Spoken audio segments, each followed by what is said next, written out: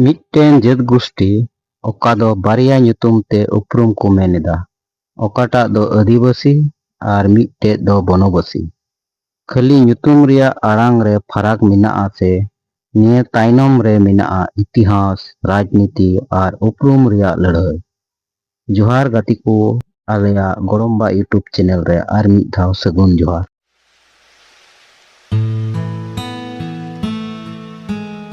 ᱛᱮᱦᱮᱧ ᱫᱚ ᱮᱢᱚᱱ ᱢᱤᱫᱴᱮᱡ ᱵᱤᱥᱚᱭ ᱨᱮᱭᱟᱜ ᱵᱚᱱ ᱜᱟᱞᱢᱟᱨᱟᱣᱟ ᱚᱠᱟᱴᱟᱜ ᱫᱚ ᱠᱷᱟᱹᱞᱤ ᱟᱲᱟᱝ ᱫᱚ ᱵᱟᱝ ᱠᱟᱱᱟ, ᱱᱤᱭᱟᱹ ᱫᱚ ᱢᱤᱫᱴᱮᱡ ᱩᱯᱨᱩᱢ ᱨᱮᱭᱟᱜ ᱵᱟᱧᱪᱟᱜ ᱨᱮᱭᱟᱜ ᱠᱩᱠᱞᱤ ᱠᱟᱱᱟ। ᱪᱮᱫᱟᱜ ᱥᱮ ᱪᱟᱞᱟᱣᱮᱱ 26 ᱢᱮ 2026 ᱢᱟᱹᱦᱱᱟᱹ ᱨᱮ दिल्ली रिया लाल केल्ला मैदान रे जनजाति सांस्कृत अनुष्ठान रे भारत दिसम रेन गृहमंत्री अमित शाह आदिवासी को बनवासी नेता को खन निया मुद्दा दो अडी जोर गी रकाबो कना जे आदिवासी को दो आदिवासी कना को से को बनवासी कना। आदो निया बाबत ते भारत दिसम रेन गृहमंत्री दो चे ए मेन कदा दिला नासिया बुन नेल कागे। ये संदेश भगवान बिरसा मुंडा ने पहुंचा है।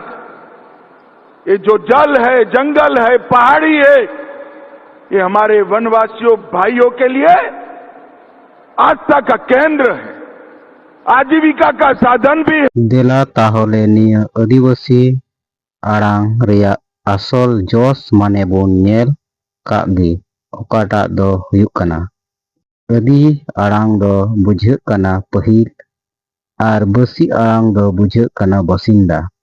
ओकाटा दो मेन दाड़िया अबोन भारत दिसम रेन पहिल बसिंदा से अडी लहा खन निया दिसम रे जीवन को खेमाव अगुएदा। ओकाटा दो आकुआ निजस्व आड़ांग, अरिचली, इतिहास आरो एमान तेया मेना ताकुआ। एटा रे बनवासी रिया आड़ांग रिया असल माने बोन नेल लेनखान बनो माने गजार आर बसी माने बसिंदा। असल कथा दो गजार रे जीवन को खेमाए कान बसिंदा को। ताहले निया बारिया आड़ांग निया इन बितर को दो चेदा से आदिवासी बुन नुतुम ते उपरुम बुन ᱧᱟᱢ लेखान आदिवासी को अधिकार रिया दाबी दो आरो अडी गी जोराल हुयुआ। आर इटा से बनवासी उपरुम ते दो खाली गजार रे अबुआ उपरुम दो सीमाबद्ध गी तहेना। ताहले भारत दिसम रिया संविधान रे अबु आदिवासी को बाबत ते चेत ए मेनेदा। संविधान रे बुन नेल दाड़िया आदिवासी आड़ांग दो तपसिली जनजाति बा शेड्यूल ट्राइब उपरुम ते आलादा उपरुम अधिकार रिया कथा मेनाआ।